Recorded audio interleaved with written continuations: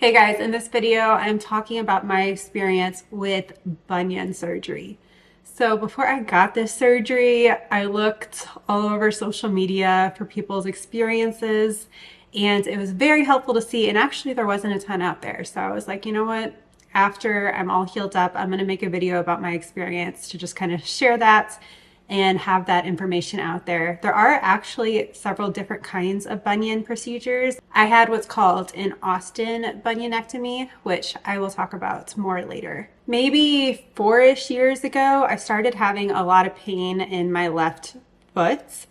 And I'm not someone who normally wears heels a lot. I normally am pretty into comfy shoes. I'm like a sneakers girly. Even when I have more businessy shoes on, they're pretty supported. I like to wear Dr. Scholl's, and like all of my boots are in any shoes that I can. And so I was like, what is going on? I don't wear bad shoes. I'm a pretty active person. I did have my first baby 5.5 years ago. And I think it was before my pregnancy with my second child that I really noticed it hurting. And I know pregnancy can loosen up joints and bones. And I even actually had to have Invisalign after my first pregnancy.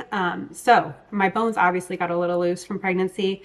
We can blame it on that or not. I don't know what happened. And so I went to my primary care doctor and I was like, my foot hurts. And she's like, oh, you have a bunion. I can see a bunion. And it wasn't like a super huge, obvious bunion by any means. This is what it looked like before surgery. And so you can see the joint protruding there, but it wasn't like a super huge bunion. And so I was like, okay, what should I do? And she was kind of like, well, the only thing you can do for bunions is surgery, maybe inserts or something. And I was already wearing inserts. She was like, do you want me to refer you to a podiatrist? And I was like, nah. And then a couple years goes by and it's getting more and more painful and I'm trying to be active and do lots of walks and stuff. And some days I'm kind of like limping. If I don't have my inserts in and I'm just trying to walk barefoot around the home, I'm literally limping at the end of the night because my foot hurts so bad. If I tried to do yoga, like downward dog, I couldn't do that foot because I couldn't go like on the full releve, on the full lift onto my toes. And so finally I'm like, dang, this is getting worse. I'm gonna go talk to a podiatrist. So I talked to a podiatrist and he did an x-ray. It was like, yeah, it's a bunion. And he was like, I think that's definitely what's causing your pain. And he said, we can try inserts and see if they feel better. And I was kind of like, I already wear Dr. Scholl's all the time, or tennis shoes or sneakers. And he was like, yeah, the only long-term solution for you then is really surgery.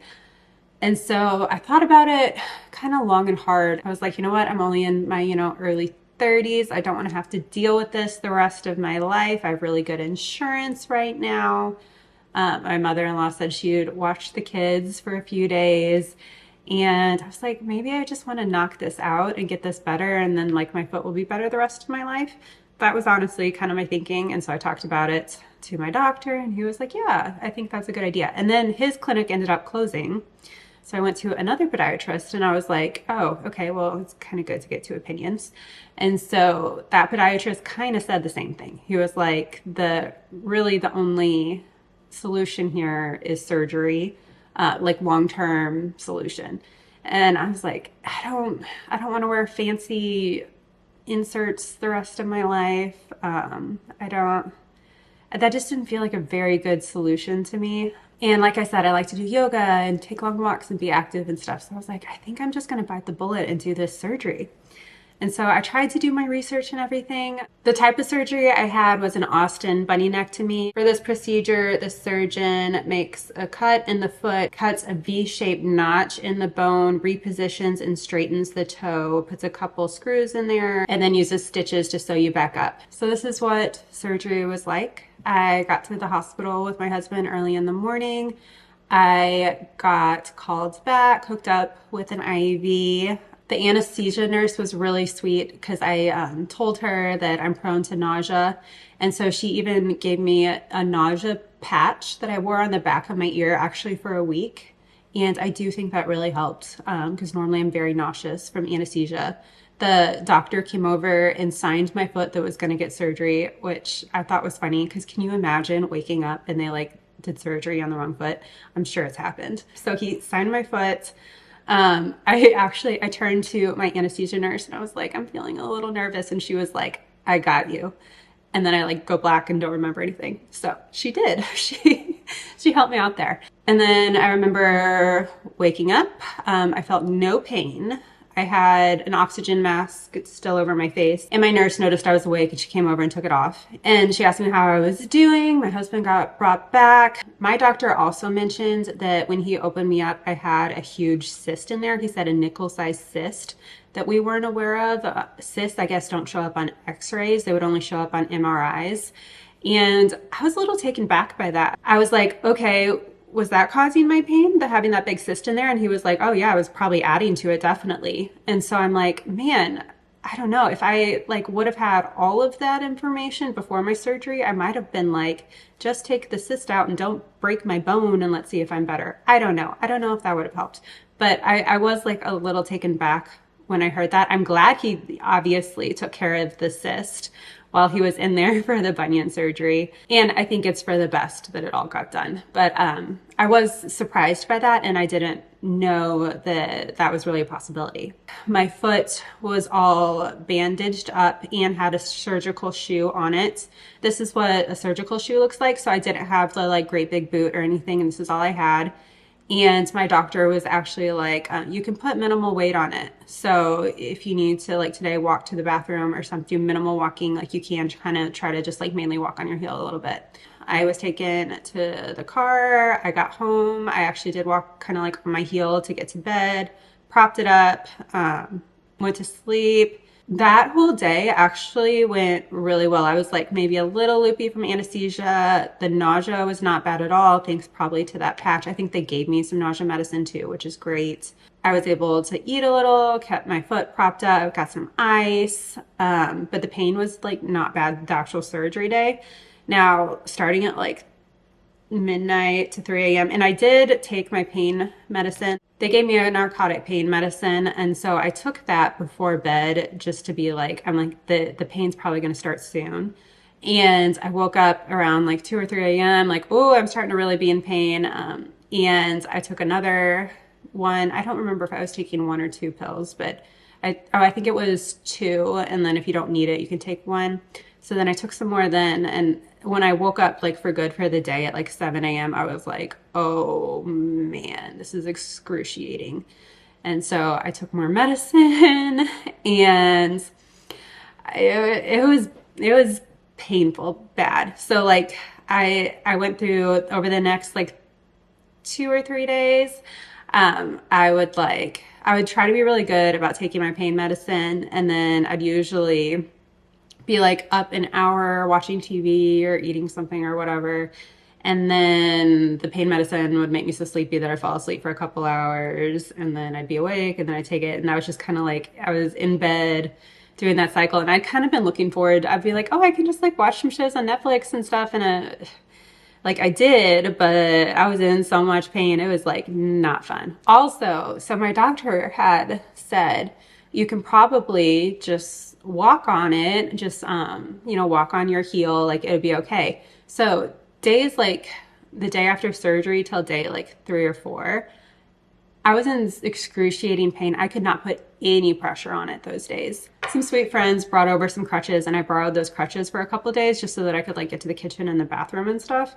And then at probably day like 4-ish, I'm like, okay, I can actually like put some weight on it. I can walk like to the kitchen. I can walk to the bathroom and stuff. And that felt really freeing to finally be able to walk, because it was like very hard mentally, I feel like, to not be able to put any weight on my foot and to be kind of bedridden. And I wasn't fully expecting, I think, how hard it would be mentally.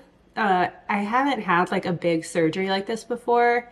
And yeah, it was hard mentally. I was also just like kind of anxious and sad, and coming off the anesthesia and being in so much pain, and being like alone in bed in a room alone. It was just like, it was hard mentally too. By day 5, I was walking around the house pretty well in my surgical shoe. I felt kind of anxious about the thought of leaving the house, so I kind of didn't go anywhere. But at day 7, I did have my first post-op appointment.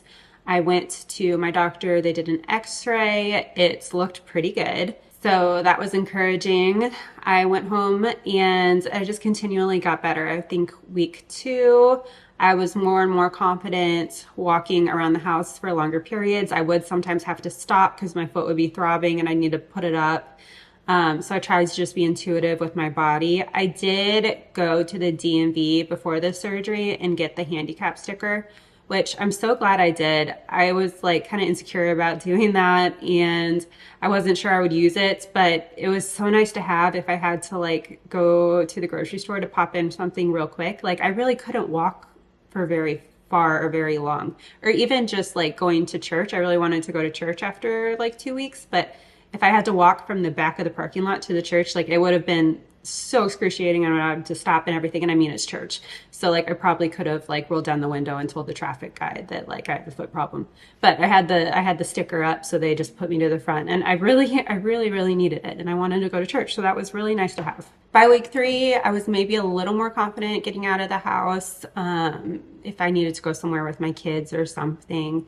We did go to Bass Pro once and I was like, oh, I really can't walk around Bass Pro because Bass Pro is really big. So I got in a scooter and we went to Bass Pro, and when my girls got to see Santa because it was over Christmas.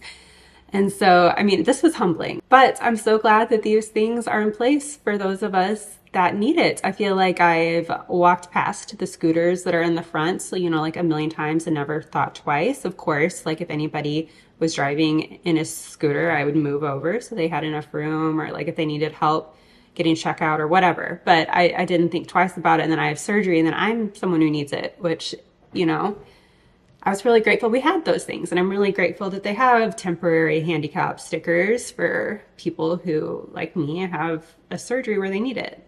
At 4 weeks, I was allowed to start wearing tennis shoes, which felt amazing. I felt like a lot of the reason weeks 3 and 4 why I was so uncomfortable was because the surgical shoe was so uncomfortable. It had like no give to it, like no real arch support. It was really uncomfortable. And so I was so thrilled to finally be in tennis shoes. I definitely couldn't do any like exercise walking, but I could get around quite well in my tennis shoes. And I wasn't like worried about my foot as much. It very rarely was throbbing. There was one time when I was back at work, I had to walk kind of a long distance and back, and I was like, oh, my foot hurts. And so I just kind of like tried to chill it the rest of the day. But once I was in tennis shoes, that felt very freeing. I also started doing some yoga and Pilates, which my doctor said was fine. And I did notice when I would like lift up, like in downward dog or something, I'd get some like pins and needles feelings. And I would get that at home too, or walking around. I would sometimes, if I was like up on my toes, I would get kind of like that pins and needles feeling. And I still get that occasionally sometime, though not as much. My doctor thinks it'll like still be going away more and more. My foot would still sometimes feel sore up until week 6. I would say I'm at week 8 now, and I would say I am pretty healed. I do some exercise cardio now. I don't do exercise walking, but I'll do exercise on the elliptical where I am like on it and lifting, and I have been fine doing that. And I am not sore anymore if I do like longer walks at work. I do have a nice big scar, which I'm not worried about. It's my foot, but my doctor said it'll go white, so it won't be like purple forever. I am noticing less pain where my foot used to hurt me because of the bunion.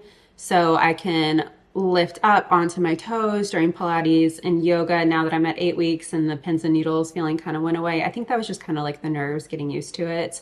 I can walk longer distances without, you know, that big joint hurting. So I do think the surgery was successful.